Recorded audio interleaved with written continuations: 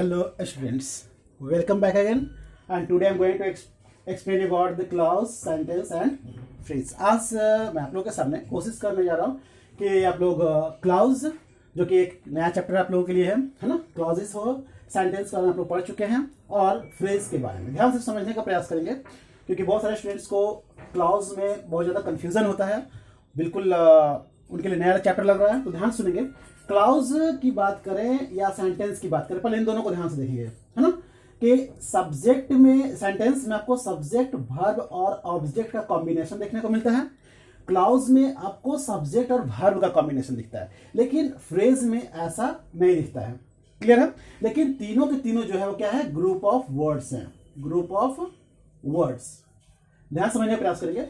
तो क्लाउज जैसे कोई सेंटेंस अगर बनाया जाए, मान लिया जाए, जैसे बोलते हैं आई राइट, ठीक है, तो आप देख रहे होंगे कि आई राइट जो दिख रहा है ये कंप्लीट सेंटेंस नहीं है ना। जैसे राइट के बाद यानी मैं लिखता हूं, क्या लिखते हैं आप, आई राइट और लेटर मान लिया अगर लिखते हैं तो वो सेंटेंस बन जाता है, कंप्लीट सेंटेंस, ठीक है। लेकिन अगर क्लाउज की अगर बात करें तो उसमें सब्जेक्ट और वर्ब का आपको कॉम्बिनेशन दिखाई देगा, यानी एक सब्जेक्ट और एक वर्ब। अगर मैं इसकी बात करूं तो यहां लिख सकते हैं आप आई राइट अ लेटर।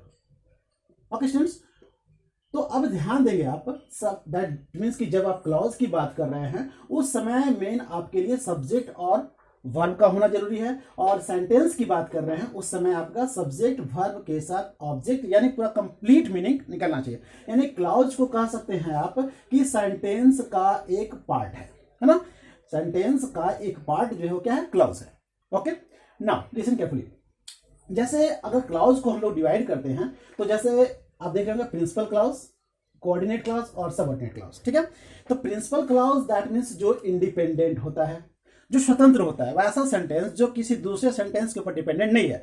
जैसे कि आप देख रहे होंगे, जैसे आई राइट, है ना, आई राइट अ लेटर, तो ये सेंटेंस जो है इंडिपेंडेंट जो दिख रहा है आपको, दैट मीन्स कि प्रिंसिपल क्लॉज की जब बात करें, जैसे आई हेल्प्ड यू, इसकी अगर बात करें हम तो ये क्या है, इंडिपेंडेंट है ना, सेंटेंस दिख रहा होगा आई हेल्प्ड यू।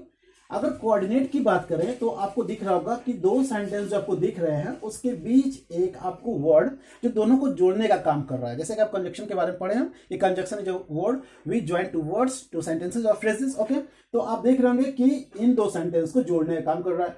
सब ऑर्डिनेट की अगर हम बात करें तो ध्यान देंगे कि ये पूरी तरह से कह सकते हैं, जैसे आई नो, एक आपका क्या दिख रहा है, एक क्लॉज दिख रहा है, I know that he was intelligent. आप जानते हैं, मैं जानता हूं कि वह क्या है, वह इंटेलिजेंट था, ठीक है। तो यहां पर दैट वर्ड जो हम यूज कर रहे हैं इन दोनों सेंटेंस को, इसके सेंटेंस को कंप्लीट मीनिंग निकालने के लिए, तो सबऑर्डिनेट क्लॉज। अब बात करते हैं कि सबऑर्डिनेट क्लॉज जो है ये आपको फिर तीन पार्ट में बढ़ जाता है ना।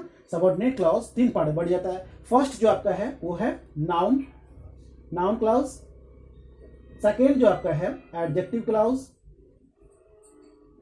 एडजेक्टिव क्लॉज, और थर्ड जो आपका है वो है एडवर्ब क्लॉज, एडवर्ब क्लॉज। ध्यान से समझने का प्रयास करेंगे आप लोग कि वीडियो चूंकि बहुत लंबा ना हो, इसलिए पहले बेसिक कॉन्सेप्ट आप लोगों को बताया जा रहा है। नेक्स्ट वीडियो में मैं कोशिश करूंगा कि बहुत विस्तृत रूप से बताऊं। ध्यान सुनिए, नाउन क्लॉज जब आप किसी सेंटेंस पर देख रहे होंगे कैसे पहचानेंगे, जैसे देख रहे होंगे आप, she said that he wrote a letter, है ना। आपने देखा कि जहां फर्स्ट क्लाउज का, that means first clause of देख रहे हैं सी सेड, इसमें जैसे ये वर्ड जो कि वर्ब का फॉर्म है, वर्ब में आपको दिख रहा होगा, वर्ब जो ऐसा क्या है, सेड, है ना, उसने कहा, सी सेड। अब जो बात उसके बाद यानी कि वर्ब के बाद जो दैट से सेंटेंस आपका शुरू हो रहा है ना, ये आपका नाउन क्लाउज होगा, नाउन क्लाउज। ओके, लेकिन जैसे ही हम लोग आगे बढ़ते हैं, देख रहे हैं आप, दिस इज द गर्ल, देखिए इस सेंटेंस को ध्यान से देखिएगा, this is the girl who helped me. जब लास्ट इसका देखेंगे इस क्लाउज में, ध्यान से देखेंगे इस सेंटेंस को ध्यान से देखिएगा, ही सेड, यानी ये जो क्लाउज दिख रहा है, वर्ब के बाद आपको एक नया अदर सेंटेंस जो दिखाई दे रहा है, ये पूरी तरह से इसके ऊपर डिपेंडेंट है, ठीक है। और वर्ब के बाद एक नया सेंटेंस जो बनता हुआ आपको दिखाई दे रहा है, that he wrote a letter, है ना, डिपेंडेंट इसके ऊपर है, तो ये आपका नाउन की तरह काम कर रहा है। और ये जो देख रहे हैं, this is the girl who helped, यानी हु किसके लिए यूज किया जा रहा है, गर्ल के लिए। तो इसमें आपको वर्ब के बाद दिखाई देगा सेंटेंस बना हुआ, और इसमें जो आपको दिखाई दे रहा है वो नाउन के बाद दिखाई देगा। देखिएगा द गर्ल जो दिख रहा है आपको, ये क्या है, नाउन है, नाउन के बाद हु यूज किया गया है ना, तो हु किसको रेफर कर रहा है, द गर्ल को, इसलिए ये क्या कहलाएगा आपका, दैट मीन्स की एडजेक्टिव क्लॉज, ये आपका एडजेक्टिव क्लॉज है।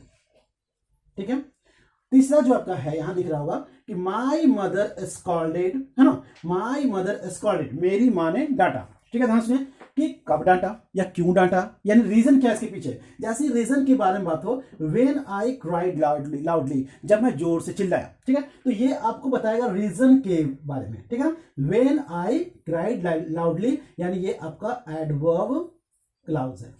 तो आप देख रहे होंगे कि प्रिंसिपल क्लॉज या मेन क्लॉज जो होता है वो इंडिपेंडेंट क्लॉज होता है ना, और सबऑर्डिनेट क्लॉज जो होता है वो क्या होता है, डिपेंडेंट क्लॉज होता है। फिर आपको बताया गया कि किस तरह से आप प्रिंसिपल क्लॉज, दैट मींस की नाउन क्लॉज, एडजेक्टिव क्लॉज और एडवर्ब क्लॉज को कैसे एक दूसरे से आप क्या करेंगे, दैट मींस क्लासिफाई करेंगे, कैसे पहचानेंगे। और नेक्स्ट वीडियो में आप लोगों को प्रयास करूंगा कि और विस्तृत रूप से बताने का, तब तक से आप लोग ध्यान से देखने का प्रयास करेंगे कि किस तरह से आप लोग फाइंड आउट करेंगे, कैसे आप समझेंगे कि क्लॉज जो है क्या है, दैट मीन्स के सब्जेक्ट और वर्ब का कॉम्बिनेशन दिख रहा है, सब्जेक्ट और वर्ब के साथ, दैट मीन्स बस ऑब्जेक्ट इसमें आप एब्सेंट रख सकते हैं। ठीक है ना। दूसरी बात, सेंटेंस जब बात करेंगे तो ये कंप्लीट सेंटेंस देगा सब्जेक्ट, वर्ब और ऑब्जेक्ट के साथ। और अगर हम इसकी बात करते हैं फ्रेज की, तो यहां पर आप लोगों को दिखाई देगा कि सब्जेक्ट और वर्ब के विदाउट कॉम्बिनेशन से आपको एक मीनिंग, मतलब partial meaning, not complete meaning आपको ये निकलता हुआ दिखाई देगा, जो कि नेक्स्ट वीडियो में आप लोगों को बताया जाएगा। Okay students, thank you.